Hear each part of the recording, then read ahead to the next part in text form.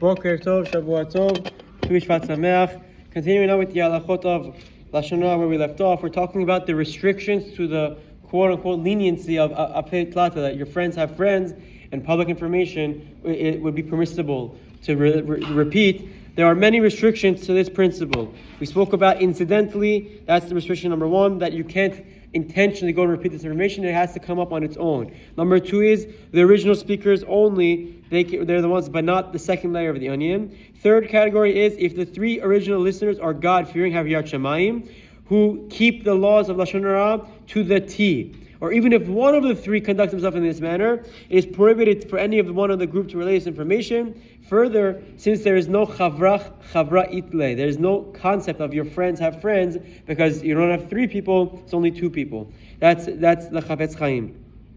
Similarly, category number four, if one of the three listeners is a friend or relative of the subject of the Lashon Hara, the other members of the group may not rely on this Heter of Ape Tlata to repeat the statement to others, since one can assume that a family member will not spread the word about his loved one. So the next restriction to this leniency is the first three people who heard it can't be related, because why would you go repeat things and embarrass your loved one?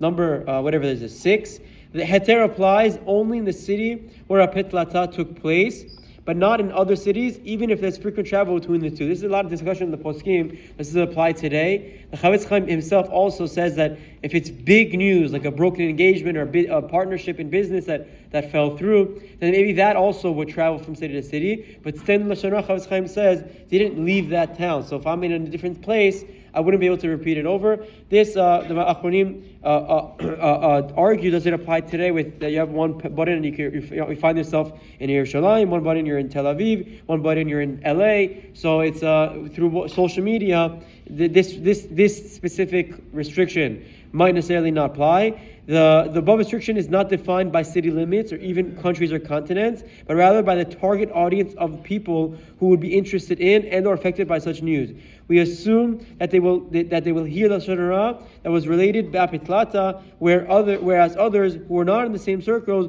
will not hear about it. So that's the next restriction. Now, number 7, the last one for today. If the speaker warned the listeners not to repeat his derogatory statement, which is funny, so I'm going to say something Lashon Hara, don't repeat it, however that works. Even if one or two of them did not heed his instructions and did not relay the information, the third listener may still not do so, even incidentally. So another restriction to Ape Tlata is if the person who said the Lashon Hara in the first place gave a warning, don't repeat this, then the whole leniency also is shot out the roof. There's no room to rely on this concept that your friends have friends, because the original subject told you, the original speaker said, don't repeat this in front of other people. They will continue with a few more restrictions tomorrow, and then in a few days understand why this leniency doesn't really apply.